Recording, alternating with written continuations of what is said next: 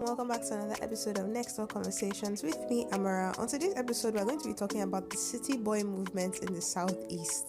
It honestly shocked me to see that Tinubu and the APC niggas are trying this hard to get the Southeast votes, to split the Southeast votes, and we have to talk about it and the hand that Obi Cubana is having in all of this, in this whole mess. Yes, we are discussing that today on the podcast. Hi, if you're new here, my name is Amara and this is Next Door Conversations, my podcast where I talk about trending news, viral content, what's happening on social media and in the world at large. If you like what you're listening to, make sure that you're following the podcast, ring the notification bell so every time I drop an episode you get a notification, and also don't forget to share this with a friend because I'm sure there's someone in your circle of friends that's interested in topics as these. And also don't forget to rate the episode. I think this is a 5-star podcast, so please give me 5 stars. And without too much yapping, let's get straight into it. So Obi Cubana, if you don't know, I don't know how you don't know who Obi Cubana is, because I mean he is one of the richest Igbo men in the country. Everyone knows him. His name has featured in several songs.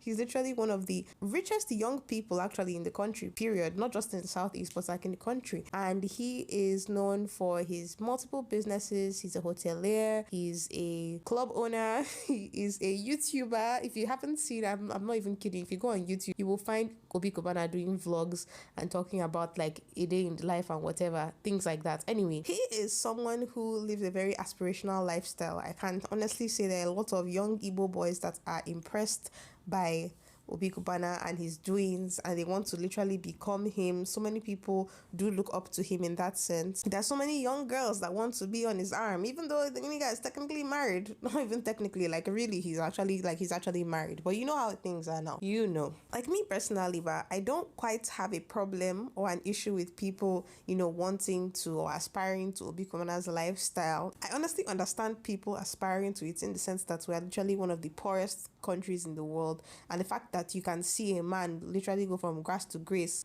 it's a good story. We love a good underdog story in Nigeria. We love a good underdog story. An Igbo man that's tried and was in the trenches, and then he became a businessman, and now he's internationally wealthy. But let's not lie, that nigga's wealth is very question mark. That's all I'll say on that. Anyway, Obi Cubana has come out in full-fledged support of the Nigerian president, which is just such an evil thing to do. I get that he's so rich and sheltered and he doesn't really understand the suffering of the masses, but for you to come out and actually not even educate yourself, not even go outside and see with your own 2 eyes what is going on, for you to just come out in support of this nigga when you know that one of your brothers is up there and he's actually very well equipped for the job, he wants to do something good, you are here just standing as this winch that wants to split the votes in the Southeast. It's very disgusting. It's very disgusting behavior, and this is just going to further propel the narrative that Igbo people hate Igbo people. Because tell me why you as an Igbo man, knowing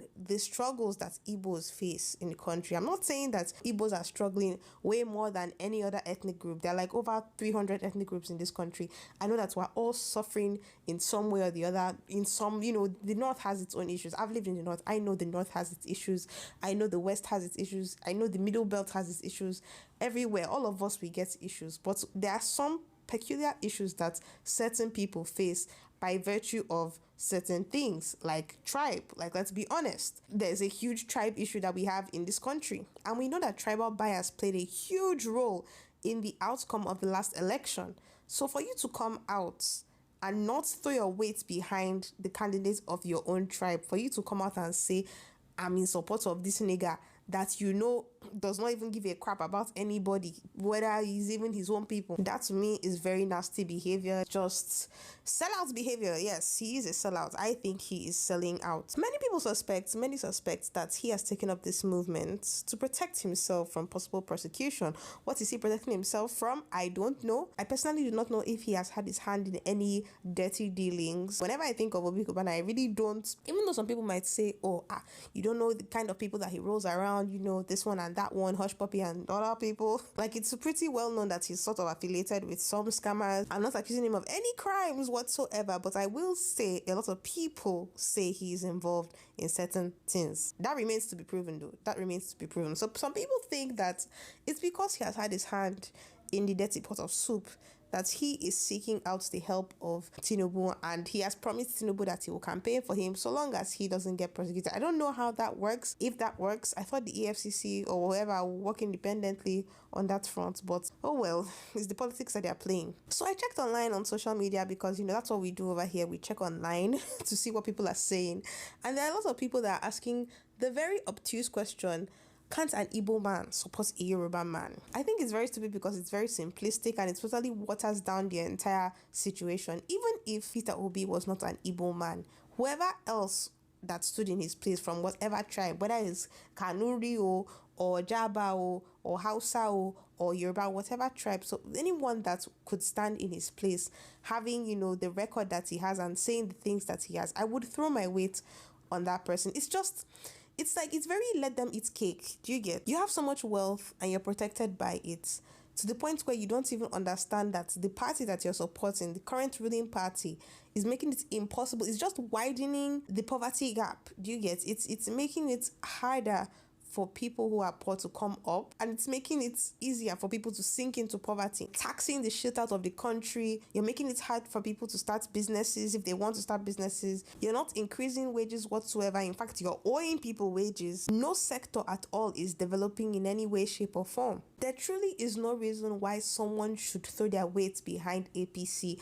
today in 2026. Their record is abysmal. Everything that they promised that they would do, they did not do. So what exactly is the reasoning behind throwing your support and starting this city boy movement? Was still in the southeast. I mean, the thing just pisses me off. Anyway, people are asking questions right now as to what this means for the southeast. Will he use the resources he has, resources in quote, or you know what I mean, monetary resources as per usual, to, influence the next elections? Is it possible? Yes. Is it likely to happen? Probably. The way things go in this country, money can give you access. Money can give you so many things that you never thought you could get in this country. We're a very lawless country where we act like we're so religious and we're so upright and whatever. Real life, but if you check it, guy, money is the thing that moves. I have no doubt that he will use the money that he has to ensure that he delivers what he has promised, whatever way he can, to push his agenda in the southeast. Do I think the southeast would fall? I don't know. I do not know, because on one hand, I know that it's not in the nature of Igbo people to fall for money. Let's say we have integrity. Yeah, in some sense, we're not the kind of people that can easily be bought, especially when we're saying shege. Do you get? And with the whole Nnamdi Kanu thing on top, there's a lot of reasons for Nigerians to be, specifically Igbo Nigerians, to be very resentful, of the current government. But at the same time, actually, yeah, no, definitely not. I don't think the Southeast will fall for this bullshit. They'll collect his money, sure, but I don't think they'll fall for this shit. And do I think that will have a bearing on the eventual outcome of the next election? I don't know. I mean, the last election I don't think the APC won any southeastern states, but they still ended up winning the election. So I really do not know how things will go. I do not know, my guys. You guys, I may be a commentator, but I'm not like a prophetess that can see the future. The only thing I can tell you definitively is that unless things change before the elections, the Southeast is not giving its votes to the APC. And that's all I'll say about that. You let me know your thoughts as always on social media at Amara Next Door, at nextdoorpod _ #nextdoorpod, all over social media. You can check out our page on X. That's our primary platform now. And let me know your thoughts as per usual. And I'll see you in the next episode. Bye.